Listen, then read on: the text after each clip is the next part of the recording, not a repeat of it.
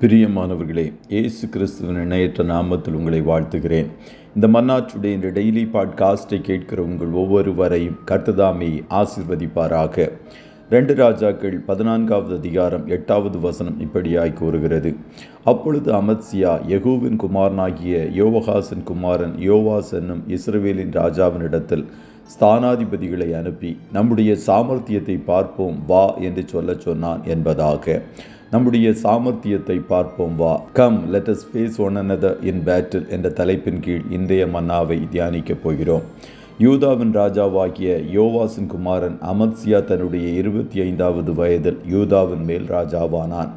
அவன் தன்னுடைய தகப்பனைப் போல கர்த்தரின் பார்வைக்கு செம்மையானதை செய்தான். அவன் ராஜ்யபாரம் அவன் கையில் ஸ்திரப்பட்ட போது உப்பு பள்ளத்தாக்கில் ஏதோமியர்களில் 10,000 பேரை உயிரோடை பிடித்து ஒரு கன்மலை உச்சியிலே கொண்டு போய் அவர்களெல்லாம் நொறுங்கி போகத்தக்கதாய் அந்த கன்மலை உச்சியிலிருந்து கீழே தள்ளிவிட்டான். இவ்வண்ணமாக ஏதோமியர் மேல் வெற்றி வாகை சூடினான். இந்நிலையில் சமாதானத்தோடு ஆட்சி செய்து கொண்டு வந்த இஸ்ரவேலின் ராஜாவை வம்புக்கு இழுக்கிறவனாக காணப்பட்டான். அவனிடத்தில் ஸ்தானாதிபதிகளை அனுப்பி, நம்முடைய சாமர்த்தியத்தை பார்ப்போம் வா என்று சொன்னான். அதற்கு அவன், நீ ஏதோமியரை முறியடித்ததினால் உன் இருதயம் உன்னை கர்வம் கொள்ள பண்ணினது. நீ பெருமை பாராட்டி கொண்டு உன் வீட்டிலே இரு, நீயும் உன்னோடே கூட யூதாவும் விழும்படிக்கு பொல்லாப்பை தேடிக்கொள்வானேன் என்று சொன்னான்.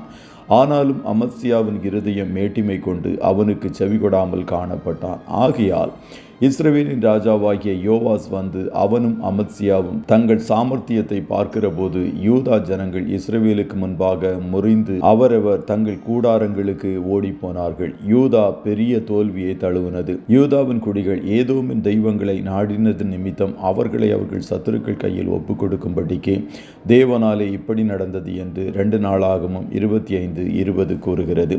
இந்நாட்களில் காணப்படுகிற அநேக தேசங்களின் தலைவர்களுக்குள்ளாய் இப்படிப்பட்ட சுபாவம் காணப்படுகிறது. அவர்களிடம் காணப்படுகிற இராணுவ பலமும் ஆயுத பலமும் அவர்களை மேட்டிமை கொள்ளும்படிக்கு செய்கிறது. ஏற்கனவே அவர்கள் பெற்ற சில வெற்றிகள் இன்னும் அவர்களை மமதையின் உச்சிக்கு கொண்டு செல்லுகிறது. ஆகையால் சமாதானத்தோடு காணப்படுகிற நாடுகளுடன் யுத்தம் செய்யும்படிக்கு தங்கள் சாமர்த்தியத்தை காட்டும்படிக்கு செல்லுகிறார்கள்.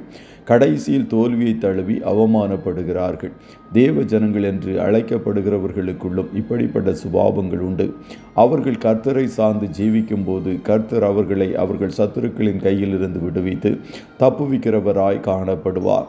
யாரை விழுங்கலாம் என்று வகை தேடி சுற்றித் திரிகிற பிசாசின் கரங்களிலிருந்தும் தப்புவித்து ரட்சிப்பார். அநேக நன்மைகளையும் தந்து ஆசீர்வதித்து உயர்த்தும் போது காலப்போக்கில் இருதய கர்வம் அவர்களுக்குள்ளாக வருகிறது. ஆண்டவரை விட்டு கொஞ்சமாக தூரம் போகிறார்கள்.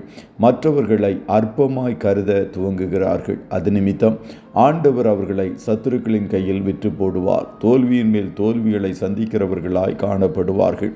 கர்த்தருடைய பிள்ளைகளே, எப்பொழுதும் தாழ்மையோடு காணப்படுங்கள். கிறிஸ்து இயேசுவில் இருந்த சிந்தை உங்களுக்குள்ளாய் இருக்கட்டும்.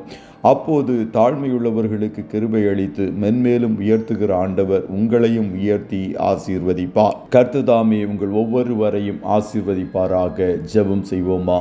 நல்ல தகப்பனே, உம்மை நன்றியோடு துதிக்கிறோம். இந்த மன்னாச்சுடைய டெய்லி பாட்காஸ்டை கேட்கிற உடைய பிள்ளைகள் ஒவ்வொருவரையும் கர்த்ததாமே ஆசீர்வதிப்பீராக. ஆண்டவரே, நீர் உம்முடைய பிள்ளைகளுக்கு வெற்றிகளை கொடுத்து வாழ்க்கையில் ஆசீர்வதித்து உயர்த்தும் போது இன்னும் இவர்கள் உம்மை சார்ந்து தாழ்மையோடு ஜீவிக்க பழகிக்கொள்ள ஒவ்வொருவருக்கும் கர்த்ததாமே கற்றுக் கொடுப்பீராக. தன்னைத்தான் தாழ்த்துகிற எவனும் உயர்த்தப்படுவான் என்ற வார்த்தையின்படி உம்முடைய பிள்ளைகள் உம்முடைய சமூகத்தில் தங்களை தாழ்த்தும் போது இவர்கள் மேல் கிருபையை பொழிந்து உயர்ந்த ஸ்தானங்களில் ஏறியிருக்கும்படிக்கு கர்த்தர் செய்வீராக. இன்றைய தினம் உம்முடைய பிள்ளைகள் கையிடுகிற வேலைகளை ஆசீர்வதியும், போக்கிலும் வரத்திலும் உடனிருப்பீராக. உன்னதங்களுக்குரிய பூமிக்குரிய சரீரத்திற்குரிய எல்லா நன்மைகளையும் பரத்திலிருந்து உம்முடைய பிள்ளைகளுக்கு கொடுத்து ஆசீர்வதியும். ஆட்டுக்குட்டியானவருடைய இரத்தத்தின் பாதுகாப்பிற்குள்ளாய் ஒவ்வொருவரையும் கொடுத்து இயேசுவின் நாமத்தில் வாழ்த்தி ஜெபிக்கிறோம் நல்ல பிதாவே. ஆமே.